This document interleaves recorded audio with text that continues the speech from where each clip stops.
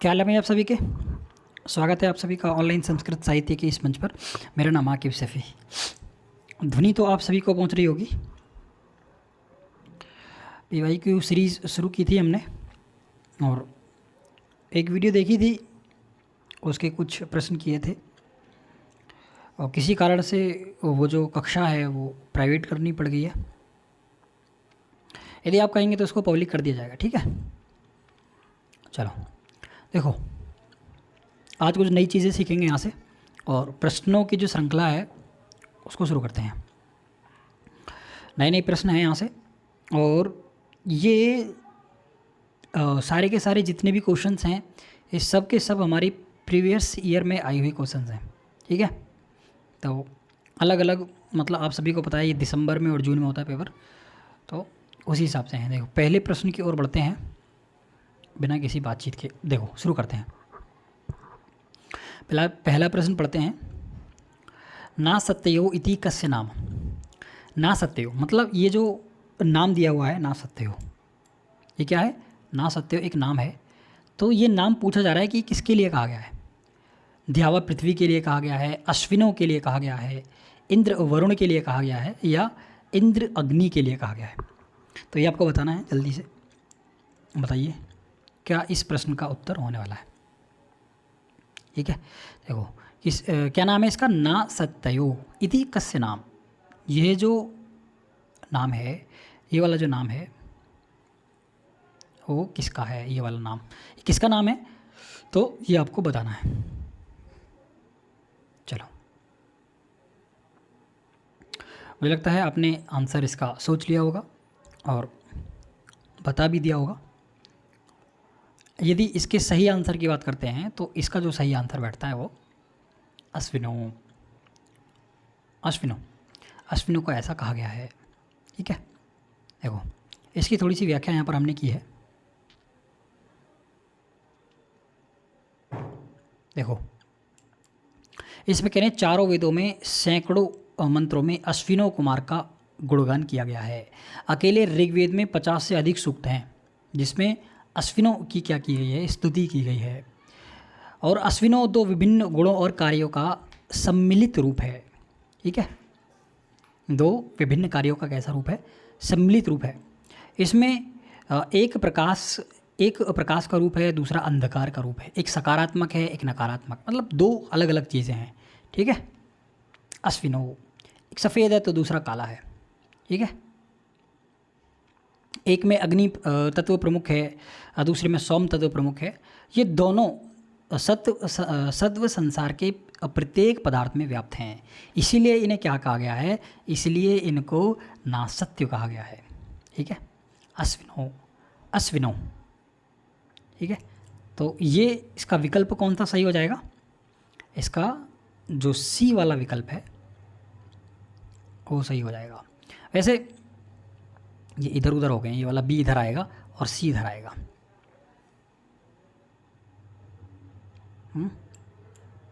तो मतलब कहने का मतलब ये है कि हो सकता है कि टाइपिंग में मिस्टेक हो गई हो, आप देख लेना। ये जो इसका जो अश्विनों वाला आंसर है वो सही है। दूसरा प्रश्न देखें तो ये अतः इसका जो विकल्प है वो सी विकल्प सही है। कौन सा विकल्प सही है? सी विकल्प कैसा है? सही है। चलो देखते हैं दूसरा प्रश्न, देखते हैं। दूसरे प्रश्न में कहा गया है चंद्र रथा का वर्तते। चंद्र रथा, चंद्र की तरह जिसका रथ है उसको क्या कहा गया है? उसको नदी कहते हैं, है। इसमें चार विकल्प हैं आपके पास। इसमें चंद्र रथा को नदी कहते हैं, उर्वशी कहते हैं, उषा कहते हैं या यमी कहते हैं। तो इसको आपको बताना है। तो इसका जो सही विकल्प बैठता है वो उषा यानी विकल्प सी सही बैठता है। जब हम वैदिक साहित्य के इतिहास की कक्षा कर रहे थे तो उस समय वैदिक साहित्य के इतिहास में हमने ये सारे के सारे जो देवता हैं, इन सारे के सारे देवताओं को हमने बहुत अच्छे से पढ़ा था। तो वहाँ से यदि आप उन कक्षाओं को देखते हैं तो इस प्रकार के जो प्रश्न हैं आपके गलत नहीं होंगे, ठीक है। देखो यहाँ से देखिए प्रश्न पर आते हैं। इसमें कहते हैं चंद्र रथा, तो चंद्ररथा देखिए यहाँ पर किसको कहा गया है, चंद्ररथ कहा गया है किसको, उषा को। समझ में आ गया। तो जब उषा सूक्त है हमारा, उस उषा सूक्त का ये दूसरा मंत्र है। कौन सा मंत्र है, दूसरा मंत्र है। तो देखिए यहाँ पर इसको पढ़ भी सकते हैं, उषाः देवी अमृत्याः विभाहि चंद्ररथा सुनृताः ईरयन्ति आत्वा वहन्तु सुअयमासाः अश्वाः हिरण्यवर्णां पृथु अपाजसाः। ये ठीक है। तो इसमें जो उषा है उसको क्या कहा गया है, चंद्ररथा, ऐसा कहा गया है। तो मुझे लगता है आपको ये जो प्रश्न है वो समझ में आया होगा अच्छी प्रकार से। अगला जो प्रश्न है उसको देखते हैं। देखिए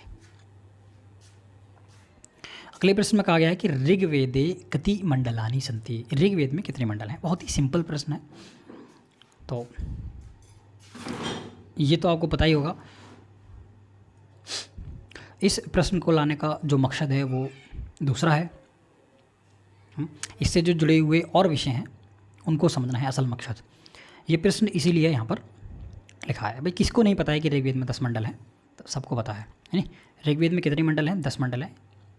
बहुत ही आपके स्तर से बहुत ही घटिया प्रश्न मैं इसको कह सकता हूँ। चलो लेकिन प्रश्न है तो देखते हैं। अब इससे जुड़ी हुई क्या चीज़ें हैं तो उसको यहाँ पर समझेंगे। पिछली वाली कक्षा में भी हमने ये चीज़ें पढ़ी थी, एक बार फिर देख लेते हैं। देखो जो शौनक हैं, शौनक जो हैं उनके अनुसार ऋग्वेद में 10,580 मंत्र, 1,53,826 शब्द और 43,000 ये हो गया हमारा 4,32,000 अक्षर हैं। कितने अक्षर हैं, 4,32,000 अक्षर हैं।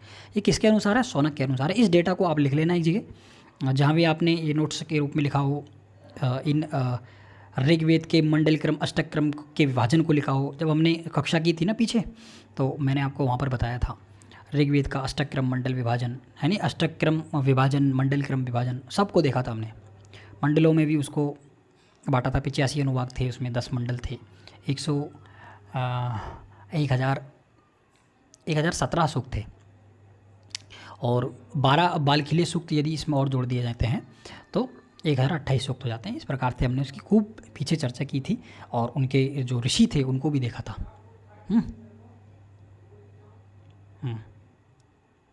तो ये चीज़ें देखी थी और मंत्र संख्या भी हमने वहाँ पर चर्चा की थी, यानी 191, 43, 62, 58, 87, 75। इस प्रकार से मंडलों के अनुसार हम उसको देख रहे थे। यहाँ पर मकसद ये है कि एक बार यहाँ पर जून में प्रश्न आया था, जून या दिसंबर में आया था शायद, लेकिन प्रश्न तो मुझे याद है पर मुझे ये नहीं पता है कि कब आया था, जून में आया था या दिसंबर में, लेकिन आया था ज़रूर।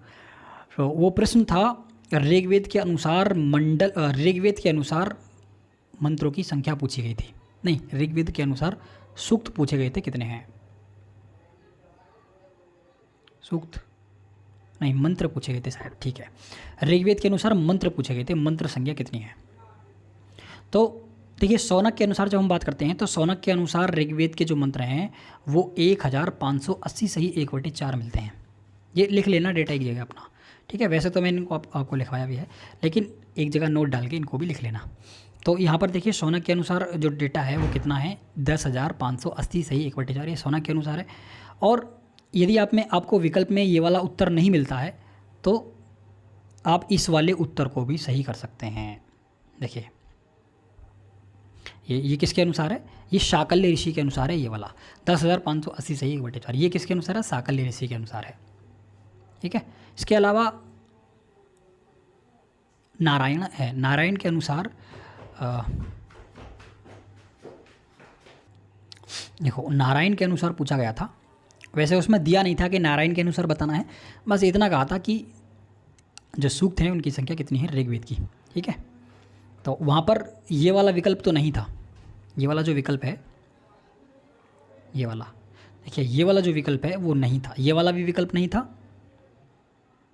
मतलब ये दोनों तो एक ही हैं, तो ये वाला विकल्प वहाँ पर नहीं था। तो इस प्रश्न को चैलेंज भी किया गया था, लेकिन वहाँ पर नारायण के अनुसार पूछा गया था। तो नारायण के अनुसार वहाँ पर आंसर भी दिया हुआ था और आंसर कितना था, आंसर था 10,472, शायद यही था। तो ये आप ध्यान रखना। और ये नारायण के अनुसार है। नारायण के अनुसार ऋग्वेद का कौन सा डेटा है, ये वाला है। देखिए अष्टक कितने 8, मंडल कितने 10, अध्याय कितने 64, अनुवाक कितने 85, सूक्त कितने 1017 और वर्ग कितने 2006, रचा कितनी है इसमें जो सूक्तों की संख्या है वो कितनी है 10,472 और जो शब्द हैं वो 1,53,816 शब्द हैं।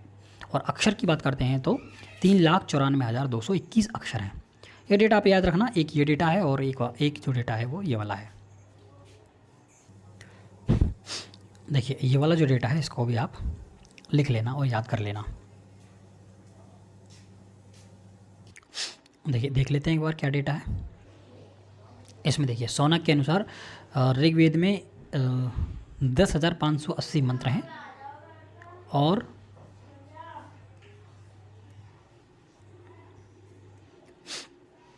देखो 1,53,826 शब्द और 4,32,000 अक्षर। ठीक है, ये जो डेटा है आप इसको एक जगह लिख लेना और परीक्षा के समय इसको एक बार फेर लेना ताकि जो चीज़ें हैं वो याद रहें। चलिए अगला प्रश्न देखते हैं।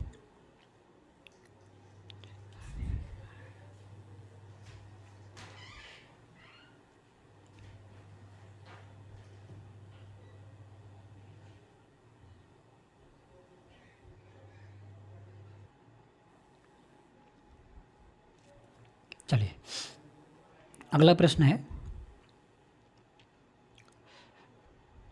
कपर्दी देवः का, है ना, ये किसका नाम है, ये किसका अन्य नाम है, ये पूछा गया है।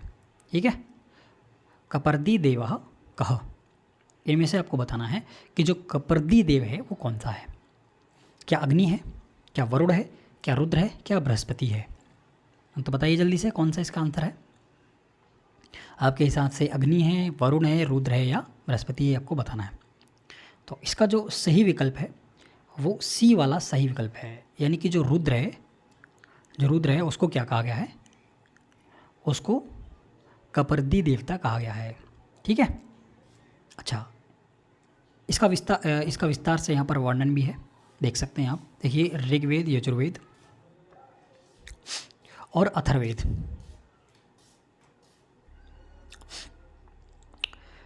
ऋग्वेद, यजुर्वेद और अथर्ववेद के अनेक सूक्तों में रुद्र का वर्णन है। सबसे व्यापक वर्णन यजुर्वेद के 13वें अध्याय यानी कि रुद्राध्याय में मिलता है। रुद्र को रुद्र कहने का मतलब यह है कि अच्छा देखिए यहाँ पर लिखा है रुद्र को रुद्र कहने का अभिप्राय दिया गया है कि रुद्र 11 हैं। यानी रुद्र को रुद्र क्यों कहते हैं, क्योंकि ये 11 हैं। 10 इंद्रियां और 1 मन, इनको रुद्र कहा गया है। ठीक है, अब ये जब शरीर को छोड़कर बाहर निकलते हैं तो ये मृतक के संबंधों को रुला देते हैं, अतः इन्हें रुद्र कहा गया है। रुद्र का मतलब रुला देते हैं, यानी रौद्र से ही रुद्र निकल कर के आया है। रौद्र काव्य में पढ़ते हैं ना, रौद्र रस, रौद्र तो वहीं से है। रुद्र का मतलब होता है कि ये जो मृतक हैं उस मृतक के जो संबंधी हैं उनको रुला देता है। अब अथर्ववेद में रुद्र के पर्याय बहुत सारे मिलते हैं। देखिए अथर्ववेद की जब बात करते हैं तो उसमें इस रुद्र के जो हैं वो बहुत सारे पर्याय हैं, जैसे भव, सर्व, यम, मृत्यु, वनु, नीलकंठ, पशुपति, है नी, ये सारे के सारे जो हैं ये रुद्र के क्या हैं, पर्याय हैं। यहाँ से प्रश्न आ सकता है तो आप इनको भी याद रखना। अब यजुर्वेद में रुद्र को गिरीश, नीलग्रीव, सहस्राक्ष, पशुपति, जगतपति, क्षेत्रपति, वनपति, वृक्षपति, सेनानी, गणपति, शिव, शंकर, शंभु, भव, सर्व, शीति, कंठ आदि नामों से जाना जाता है या कंठ आदि कहा गया है। अब यजुर्वेद और अथर्ववेद में रुद्र को एक महान योद्धा और सेनापति के रूप में बताया गया है। उन्हें क्या कहा गया है, उन्हें कपर्दी कहा गया है। उन्हें कपर्दी का मतलब होता है जटा जूट वाले, उसको क्या कहा गया है, कपर्दी कहा गया है। और ऊष्णी यानी पगड़ीधारी भी कहा गया है। तो ऊषड़ी ऐसा भी विशेषण दे करके पूछ सकता है किसके लिए है। और जो अभी जो प्रश्न आया था वो कपर्दी का आया था, तो आपको ये वाला ध्यान रखना है। अगला हो सकता है कि आपसे ऊषड़ी का पूछ लिया जाए, तो ध्यान रखना रुद्र के विषय में इतनी सारी चीज़ें जानने वाली थी। उसके बाद अगले प्रश्न की बात करते हैं। अगला प्रश्न है 5वां प्रश्न है, जैमिनीय शाखा किस वेद की है, ये पूछा गया है। तो बताइए जल्दी से, जैमिनीय शाखा किस वेद की है, बताने का प्रयास करें। देखिए, जब हम ऋग्वेद की बात करते हैं तो ऋग्वेद की हमने 5 शाखाएं देखी थी। कितनी शाखाएं? 5 शाखाएं। पहली शाकल, वास्कल, आश्वलायन, शाखायन और मांडुकायन, ये 5 शाखाएं हमने किसकी देखी थी? ऋग्वेद की। कौन कौन सी? शाकल, वास्कल, आश्वलायन, शाखायन और मांडुकायन, ये 5 शाखाएं थी। इसमें जो सबसे प्रसिद्ध शाखा और जो ऐसी शाखाएं जो उपलब्ध है आज भी, वो कौन सी है? शाकल शाखा है, पहली जो शाखा है। उसके बाद जब हम यजुर्वेद की बात करते हैं तो यजुर्वेद की कितनी शाखाएं हमें प्राप्त होती हैं? यजुर्वेद की, अच्छा, यजुर्वेद को भी हम 2 भागों में बांटते हैं, एक कृष्ण, एक शुक्ल यजुर्वेद, ठीक है, और एक कृष्ण यजुर्वेद, ठीक है। अब ये जो शुक्ल यजुर्वेद है इसकी 2 शाखाएं हैं, एक तो मध्यनेन्द्रिय शाखा है और एक कण्व शाखा है। कण्व और मध्यनेन्द्रिय शाखा 2 शाखाएं हैं, यानी इसको वासनीय शाखा भी कहते हैं, तो ध्यान रखना। उसके बाद ये जो कृष्ण यजुर्वेद है इसकी हमने 4 शाखाएं दी थी, कठ, कपिलिष्ट, मैत्री, कैसे थी भाई 4? देखिए कौन सी थी? तैत्तिरीय। देखिए, जब यजुर्वेद की बात करते हैं तो 2 भाग, पहला शुक्ल, दूसरा कृष्ण। कृष्ण यजुर्वेद की 4 शाखाएं, तैत्तिरीय, मैत्राणी, कठ और कपिष्ठल, यानी तो ये 4 शाखाएं किसकी हैं? ये कृष्ण यजुर्वेद की हैं। तो इसमें जैमिनी शाखा पूछा है, अभी तक तो जैमिनी का कोई नाम निशान आया नहीं है, तो इसका मतलब ऋग्वेद इसका ऑप्शन नहीं है, यजुर्वेद भी नहीं है। उसके बाद जब हम अथर्ववेद की बात करते हैं तो अथर्ववेद की भी 9 शाखाएं हमें प्राप्त होती हैं, यानी पिप्लाद, सौंद, तौंद, मौद, जाजा, जलद, तो इस प्रकार से हमें इसकी जो 9 शाखाएं प्राप्त होती हैं। तो बचा क्या? सामवेद। तो सामवेद क्या हो जाएगा? इसका सही आंसर हो जाएगा। अब सामवेद की हमें 3 शाखाएं प्राप्त होती हैं। अब सामवेद की 3 शाखाएं कौन कौन सी हैं? तो यहाँ पर आप देख सकते हैं, कौथुम शाखा,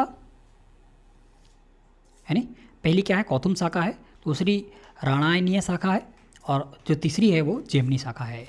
तो यही हमसे पूछा गया था, जो जैमिनी शाखा है वो किस वेद की है। तो इस हिसाब से जो हमारा सी वाला विकल्प है वो सही हो जाएगा, ठीक है। तो इसका कौन सा विकल्प सही होगा? सी वाला विकल्प सही होगा।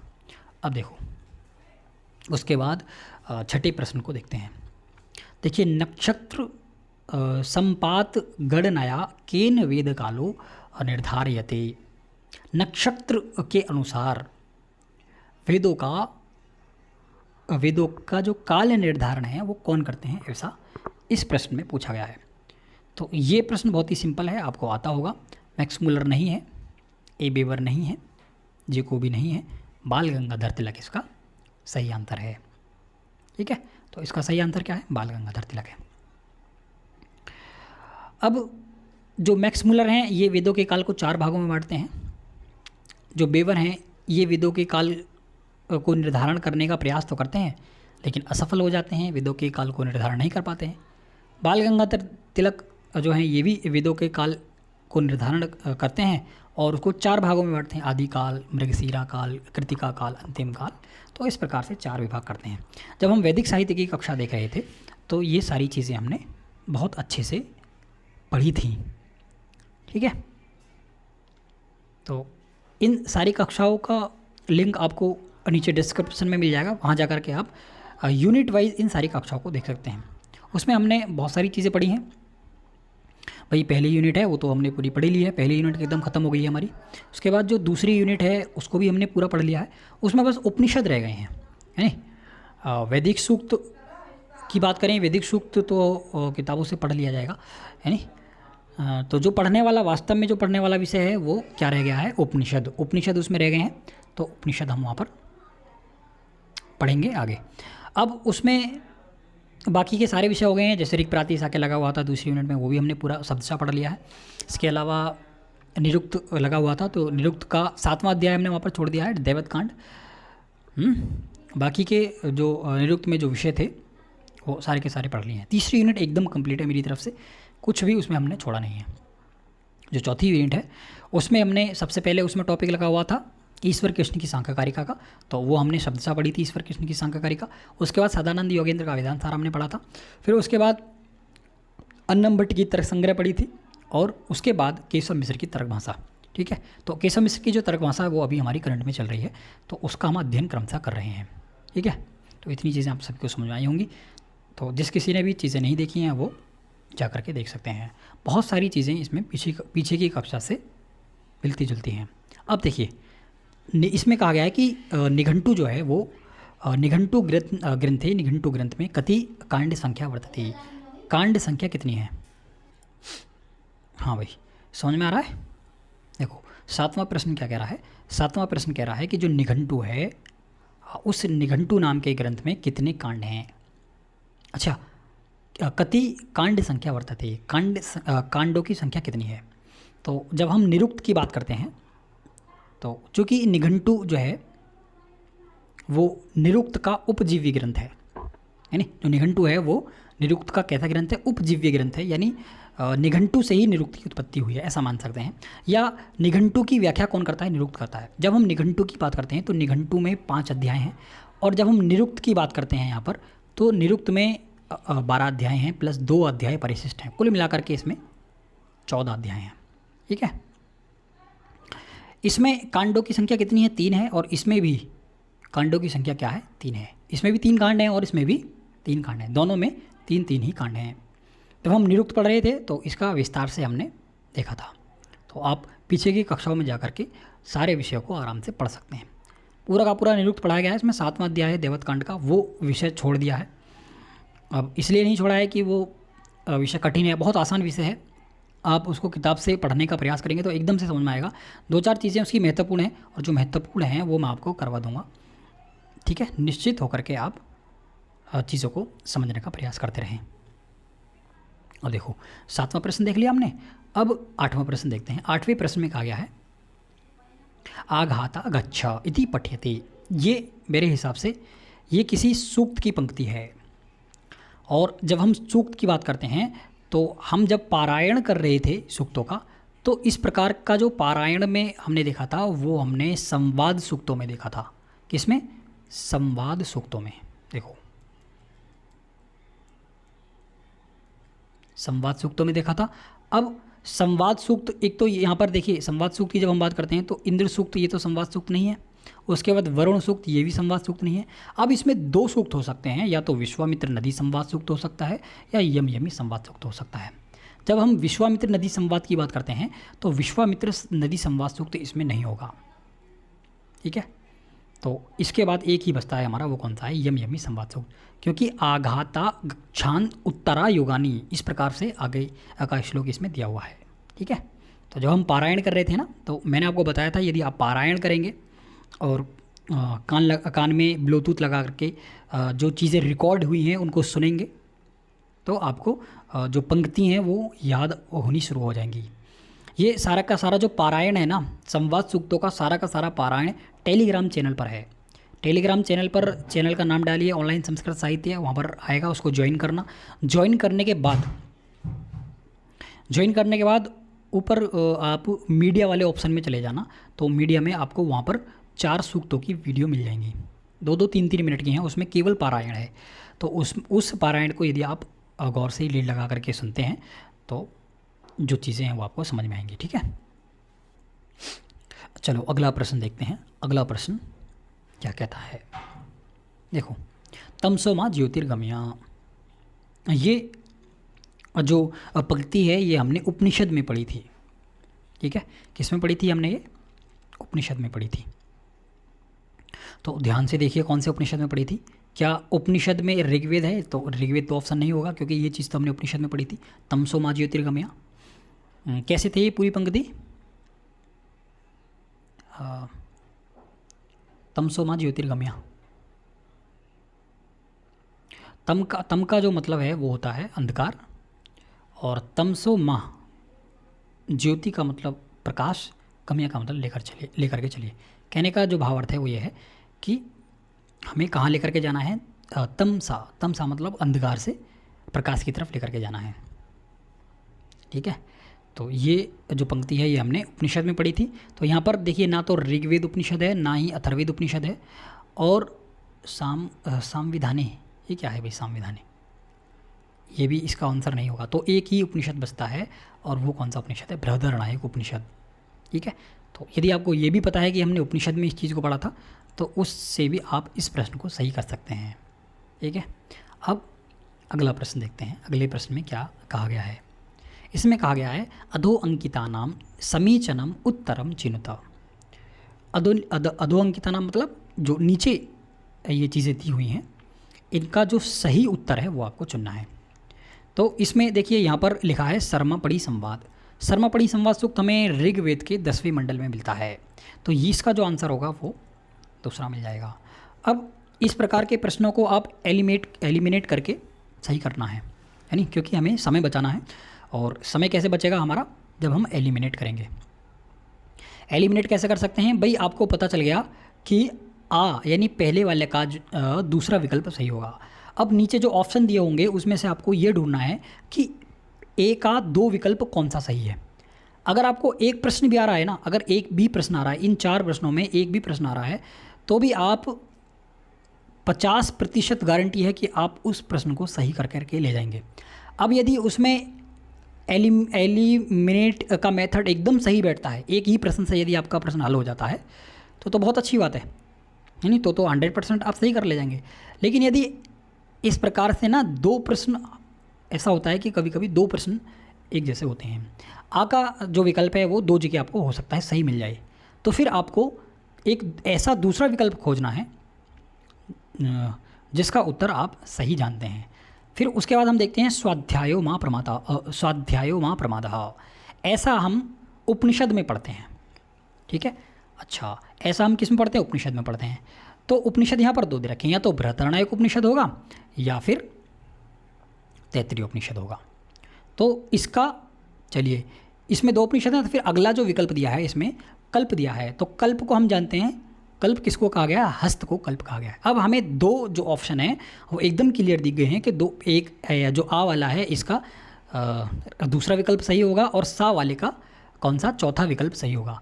अब 2 प्रश्नों को देख कर ही नीचे एलिमिनेट करके आप इस प्रश्न का उत्तर सही लगा सकते हैं। चूँकि हमारे पास यहाँ पर समय है, तो हम चारों विकल्पों को देख लेते हैं। ठीक है, एक एक करके देखिए कैसे इस प्रश्न को सॉल्व करेंगे। जब हम सर्मापड़ी संवाद की बात करते हैं तो हमें पता है कि ये ऋग्वेद का है, ऋग्वेद के भी 10वें मंडल का है। उसके बाद स्वाध्यायो मां प्रमातव्यः, ये हमें तैत्तिरीय उपनिषद में मिलता है। उसके बाद कल्प के लिए बताया, कल्प किसको कहा गया, हस्तः कल्पोथ पठ्यते, ऐसा कहा गया है। ऐसा किस में मिलता है, हमें पाणिनि शिक्षा में मिलता है। पाणिनि शिक्षा भी हमने शब्दशः पढ़ी है, पूरी पढ़ी है, तो जाकर के आप वहाँ पर चेक कर सकते हैं। ठीक है, और बचा एक, और ये किससे मैच होगा, ये हमारा बृहदारण्यक उपनिषद से मैच हो जाएगा। यानी आत्मनस्तु कामाया सर्वम प्रिय भवति, ये किस में मिलता है, हमें बृहदारण्यक उपनिषद में मिलता है। इस प्रकार की चीज़ें हमने बृहदारण्यक उपनिषद में पढ़ी थी। ठीक है, तो उपनिषद हमने पढ़े हैं, 3 उपनिषद पढ़े थे हमने। 3 उपनिषद कौन कौन से थे भाई, सबसे पहले हमने ईशावास्य उपनिषद पढ़ा, फिर उसके बाद बृहदारण्यक उपनिषद पढ़ा, फिर उसके बाद तैत्तिरीय उपनिषद पढ़ा। ये 3 उपनिषद हमने पढ़े थे। ठीक है, तो अभी तक जो प्रश्न आए हैं वो तैत्तिरीय उपनिषद से या बृहदारण्यक उपनिषद से ऐसे आए हैं जो हमने पढ़े हैं, है नहीं। तो जितनी भी चीज़ें आई हैं सब पढ़ी हुई आई हैं, सब का सब आपको चैनल पर पीछे मिल जाएगा, बस थोड़ा सा आपको प्रयास करना है चीज़ों को ढूंढने का। चलिए आगे अगले प्रश्न की बात करते हैं, 11वें प्रश्न की बात करते हैं। 11वां प्रश्न कहता है श्रुति में इसकी स्तुति यज्ञ के रूप, अच्छा किसकी स्तुति यज्ञ के रूप में की जाती है। अरे ये तो हिंदी आ गई ना इसकी, 1 मिनट रुकना ज़रा। हाँ, इस वाले प्रश्न में, अच्छा ये जो प्रश्न है ये हिंदी में टाइप हो गया है, वास्तव में ये संस्कृत में लिखा हुआ था। तो संस्कृत में लिखा हुआ था ये श्रुतौ यज्ञ स्वरूपेण स्तूयते, यानी स्तूयते। तो श्रुतौ कहने का मतलब है जो श्रुति है, श्रुति वेद को कहते हैं, हम सभी को पता है। तो श्रुति किसको कहते हैं? वेद को कहते हैं। तो श्रुतौ वेद में यज्ञ स्वरूपेण, यानी यज्ञ स्वरूपेण, यज्ञ के स्वरूप स्तूयते, किसकी स्तुति की जाती है। तो यहाँ पर 4 विकल्प हैं आपके पास। एक पहला गंगा है, दूसरा गोदावरी है, तीसरा विष्णु है और चौथा वरुण है। तो इसका आपको सही विकल्प बताना है। तो इस प्रश्न का जो सही विकल्प है वो विष्णु यानी कि सी जो विकल्प है इस प्रश्न का सही है। ठीक है, याद रहेगा। चलो उसके बाद अब 12वें प्रश्न की बात करते हैं। देखिए अथर्ववेद में एक ब्राह्मण है। अरे यार ये पता है क्या हुआ है, ये गूगल लेंस से मैंने कॉपी किए हैं सारे, ये प्रीवियस ईयर के क्वेश्चन थे, ये मैंने गूगल लेंस से किए हैं कॉपी। अब गूगल लेंस में एक ऑप्शन आता है ट्रांसलेट का। अब समस्या ये है कि ये थोड़ा सा एडवांस हो गया है। पहले मैं कॉपी करता था तो सेम का सेम एज इट इज़ उतर जाता था, लेकिन अब क्या है, संस्कृत का मैं स्कैन कर रहा हूँ, संस्कृत का स्कैन करने पर उसका हिंदी बता दे रहा है खुद ब खुद, और उल्टी सीधी हिंदी बता रहा है। ऐसा नहीं है सही के सही अर्थ दे रहा हूँ, नहीं सही अर्थ नहीं देता, उल्टे सीधे अर्थ देता है। तो इसका जो संस्कृत है वह है अथर्वेदस्या ब्राह्मणम विद्यते। अथर्वेद का ब्राह्मण कौन सा है, तो हमें यहाँ पर बताना है अथर्ववेद का ब्राह्मण कौन सा है। देखिए ये जो ऐतरीय ब्राह्मण है वो ऋग्वेद का है, ऐतरीय और कौशिक दोनों ऋग्वेद के मिलते हैं। शतपथ जो ब्राह्मण है वो हमें किसका मिलता है? शतपथ शुक्ल यजुर्वेद का। शुक्ल यजुर्वेद का जो ब्राह्मण है वो कौन सा मिलता है? शतपथ मिलता है। तांग ब्राह्मण भी नहीं है, तो इसका जो ब्राह्मण बैठता है वो कौन सा? गोपथ्य ब्राह्मण जो है वो अथर्ववेद का होता है। ठीक है, तो ये इन सबको हमने विस्तार से पढ़ा है, आप जा कर के देख सकते हैं। मैंने यहाँ पर आपको इन सबको याद करने की ट्रिक भी बताई थी, कैसे हम इन सब ब्राह्मण ग्रंथों को, आरण्य ग्रंथों को, उपनिषद को ट्रिक के माध्यम से याद कर सकते हैं। तो सबको देखा था हमने। उसके बाद 13वां प्रश्न है। 13वें प्रश्न में कहा गया है कृष्ण यजुर्वेद किससे संबंधित है। ठीक है, तो इसमें बताया गया है छांदोग्य उपनिषद है, ये टाइपिंग मिस्टेक है। तो छांदोग्य उपनिषद है, ऐतरेय उपनिषद है, कठोपनिषद है और ईशावास्य उपनिषद है। तो कृष्ण यजुर्वेद की बात कर रहे हैं, तो देखिए ईशावास्य उपनिषद जो है वो शुक्ल यजुर्वेद से संबंधित है, तो ये वाला ऑप्शन नहीं होगा, ये वाला विकल्प नहीं होगा। उसके बाद ऐतरेय और कौशिक की ये हमें ऋग्वेद में मिलते हैं, तो ये भी नहीं होगा। कृष्ण यजुर्वेद की एक कट शाखा हमने देखी थी, यानी तैत्तिरीय, मैत्राणी, कट और कपिलिष्ट, ये 3 है। हाँ भाई, प्रश्न समझ में आ रहे हैं कि नहीं आ रहे हैं? इसमें कहा गया है कि कृष्ण यजुर्वेद का जो उपनिषद है वो कौन सा है। तो देखो ट्रिक बता दूं क्या इनको याद करने की, मैं ट्रिक बता देते हैं। भाई आपको पता है ईशावास्य जो उपनिषद है वो शुक्ल यजुर्वेद का आपको पता है, ठीक है। और ऋग्वेद की आपको पता है ऐतरेय, देखो ऋग्वेद की पता है आपको ऐतरेय और कौशिक की, ये किसके हैं? ऋग्वेद के हैं। शुक्ल यजुर्वेद का पता है आपको, शुक्ल यजुर्वेद का क्या है? देखिए शुक्ल यजुर्वेद का देखते हैं। सबसे पहले शुक्ल यजुर्वेद का ईशावास्य उपनिषद आता है। उसके बाद आपको एक चीज़ याद रखनी है, आपको याद रखना है बतक याद रखिए बस। देखिए ये जो ईशावास्य उपनिषद है ये किसका है? शुक्ल यजुर्वेद का है। उसके बाद ये जो बृहदारण्यक उपनिषद है ये भी किसका है? शुक्ल यजुर्वेद का है। उसके बाद ये जो तैत्तिरीय उपनिषद है ये किसका है? कृष्ण यजुर्वेद का है। उसके बाद ये जो कठोपनिषद है ये किसका है?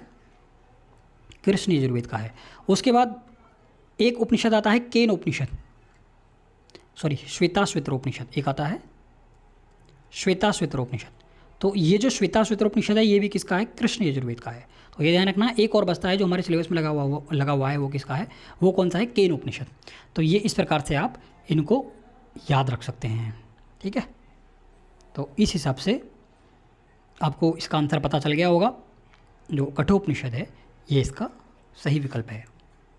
चलिए उसके बाद अगला प्रश्न देखते हैं, 14वां प्रश्न तर्क भाषा का प्रश्न है। देखिए तर्क भाषा के अनुसार 3 कारण कौन से हैं, ऐसा पूछा गया है।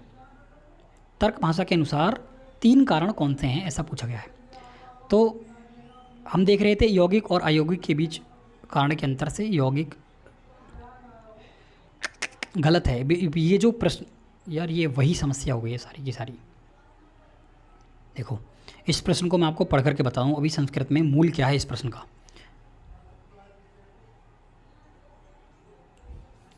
इस प्रश्न का जो मूल है ना वो है तर्क भाषा अनुसारम कारणम त्रिविधम, ऐसा पूछा गया है इस प्रश्न में।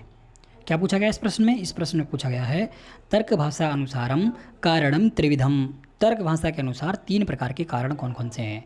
इसमें यहाँ पर विकल्प दिए हुए हैं, समवायी असमवायी निमित्त भेदात, समवायी संयुक्त समवायी निमित्त भेदात, संयोग संयुक्त आदात्मय निमित्त भेदात, सहकारी तादात्मय समवायी भेदात। तो ये 4 विकल्प आपको यहाँ पर दिए हैं। जब हम तर्क भाषा पढ़ रहे थे तो वहाँ पर हमने देखा था समवायी असमवायी निमित्त भेदात, समवायी असमवायी और निमित्त के भेद से जो कारण हैं वो 3 प्रकार के हैं। तर्क भाषा में भी ये वाला विषय आता है, तर्क संग्रह में भी आता है, दोनों में हमने पढ़ा है, ठीक है। तो दोनों कारणों को देखा है। वीडियो आपको नीचे डिस्क्रिप्शन में सारी मिल जाएंगी, प्रत्येक यूनिट की वहाँ पर जो कक्षा है वो आपको वहाँ पर मिल जाएगी। चलिए देखते हैं, कोई और प्रश्न तो ऐसा नहीं है। वाक्य भवती, ये सारे के सारे ऐसे ही टाइप हो गए हैं प्रश्न मुझे लगता है। मैं एक बार और कंफर्म करता हूँ 1-2 प्रश्न। नहीं भाई, क्या करते हैं, ये जो प्रश्न है ना ये टाइप सही नहीं हो पाए हैं, और मैंने भी टाइप करते समय इनको देखा नहीं है सही से। तो ऐसा करते हैं, आज कक्षा को यहीं पर रोकेंगे इस वाली को, और कल से ये जो टाइप है इस टाइप वाले सिस्टम में सुधार किया जाएगा और चीज़ों को बेहतर तरीके से लाने का प्रयास किया जाएगा, ठीक है। तो इससे पहले जो हमने कक्षा करवाई थी ना उसको मैं पब्लिक किए देता हूँ, आप उस कक्षा को भी देख सकते हैं, ठीक है। कुछ दिन के बाद मैं उस वाली कक्षा को फिर से प्राइवेट कर दूँगा। ये वाली कक्षा प्राइवेट नहीं होगी कभी भी, ये आजीवन इस यूट्यूब पर रहेगी। जब तक ये चैनल रहेगा इस चैनल पर ये कक्षा रहने वाली है। भाई यूट्यूब अपनी तरफ से डिलीट कर दे उसकी कोई गारंटी नहीं है, लेकिन आजीवन ये वाली जो कक्षाएं हैं ये आपकी एज इट इज़ पड़ी रहेंगी, चाहे वो थ्योरी की क्लास हो, चाहे वो ये PYQ सीरीज़ वाली क्लास हो, वो सबकी सब आपकी होंगी। लेकिन जो मैंने पहली कक्षा करवाई थी उसकी तो मैं कहता हूँ कि उसको मैं प्राइवेट कर दूँगा, और 2 से 3 दिन के अंदर मैं 2-3 दिन के लिए खोल रहा हूँ उस वीडियो को, तो आप उसको चाहें तो देख लेना, ठीक है। चलो।